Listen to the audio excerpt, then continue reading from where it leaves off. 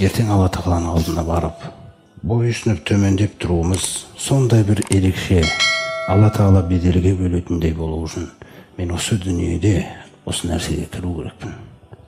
Мешіттің ішінде дауыстар естілмеу керек. Дауыстар. Егер біздің 99% осы нәрсені түсінсек, сосын жерде біреу әлі түсінбеген пайғамбарымыздың жағасын тартқандай келіп, «Ау» деп айқайлап атқан болса, біз түсінгенбіз. Ол білмейді. Сосын ол қарайды, ешкім жауап бермейді оған. Сөйтіп ол да үйренеді. Ал бізде басталады жағын. Деп. Ол деген жауап болған жерде ешқашан емделмейді екен. Алла Тағала сондықтан Құранда бізге айтады: Аузубиллахи минаш шайтанир раджим. Идфа биллатихи ахсан. Егер сен мен біреудің арасында ерегіс болып қалған болса,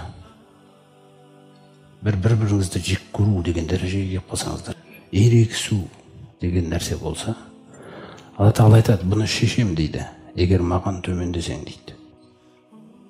Төмендемесең шешілмейді дейді. Бұл төмендеу деген не? Мен қазір айтам саған, соны істейсің. Ал болды Раббым, істейін.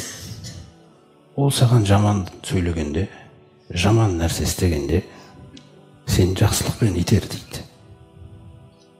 Ақылай итересің оны. Жақсылықпен. Айналадағы адамдар не айтады екен? Қорқып тұр деп айтып жүрмей ме екен? Сен айналадағы адамдарды не қыласың? Тірі Алла.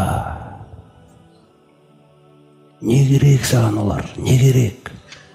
Не істеп берейін деп жүр олар саған қияметте? Не ұтып берейін деп жүр сізге?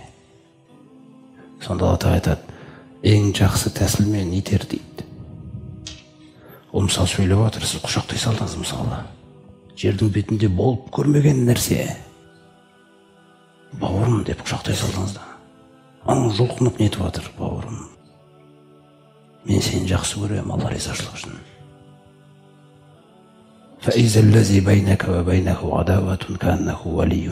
Мен айтқандай істесең, мына сенімен екі арада дұшпандық қойып тұрған мынау адам ыстық досың айналып кетеді дейді.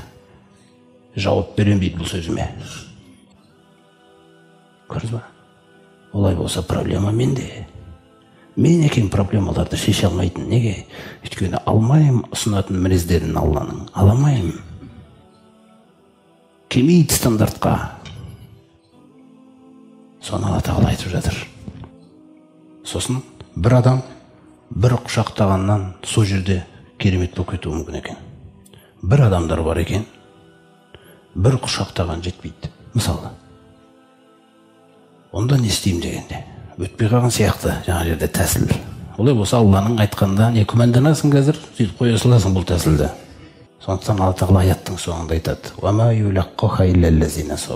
менің бұл ұсынып тұрған мінезімді тек төзімділер ғана қабылдай алады дейді.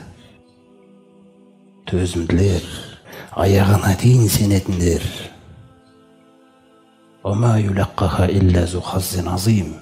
Мені көбірек таныған адам, мені көбірек білетін адам ғана сабыр етіп жетеді дейді осы нәтижеге.